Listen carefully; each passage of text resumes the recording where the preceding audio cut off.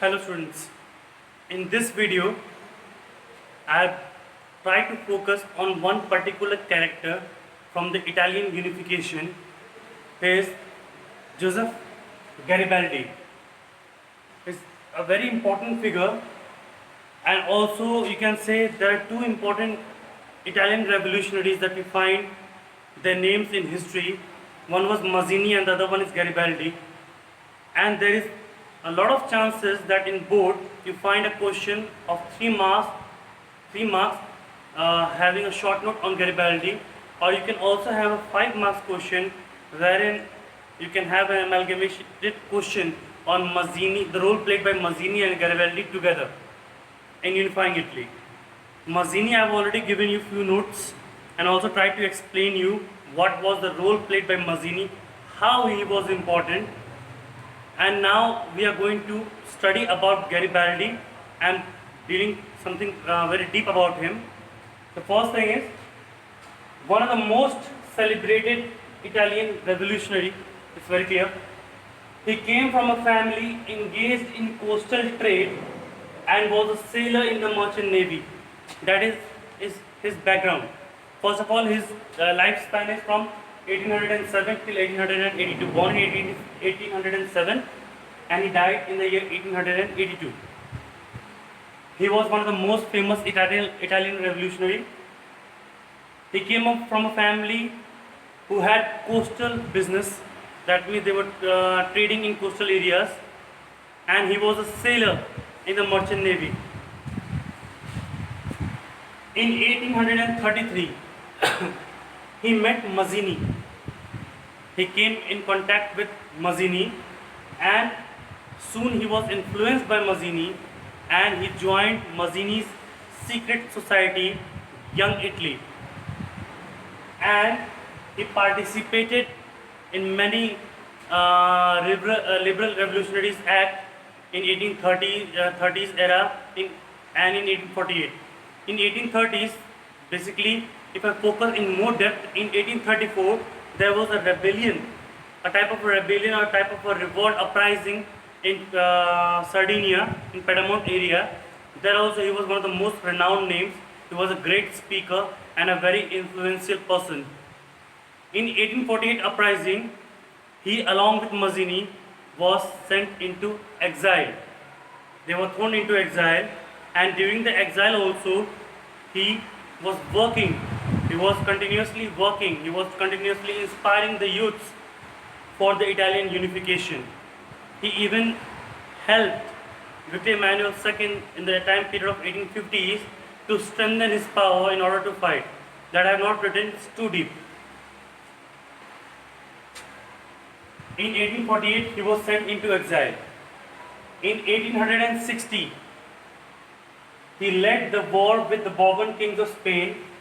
Under his leadership, people joined in large numbers and were popularly called the Red Shirts. ये थोड़ा नया है आपके लिए, ध्यान सुनिएगा. हम जानते हैं कि first time it was Cavour, जिन्होंने फ्रेंच आर्मी की मदद से जो ऑस्ट्रियन हाब्सबर्ग एम्पायर है नॉर्दर्न इटली में, उसको डिफीट किया था और नॉर्दर्न इटली को यूनिफाई कर दिया था. लेटर ऑन जो एलाइट्स थे उन्होंने समझा the importance of a unified land mass, peasants भी से जुड़े, and that was all because of one man, that is Garibaldi. Garibaldi was a very highly influential person. Under his leadership, many people started to voluntarily join the armed rebellion forces in order to fight the Bourbon king of Spain. Slowly the number drastically changed from 10,000 to 30,000 men of armed troops led by Garibaldi.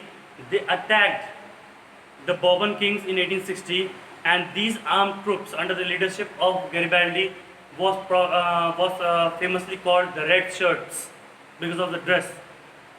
And it was Garibaldi under his influence that more and more large number of people were influenced, and they understood the concept, or they understood the importance of a unified landmass.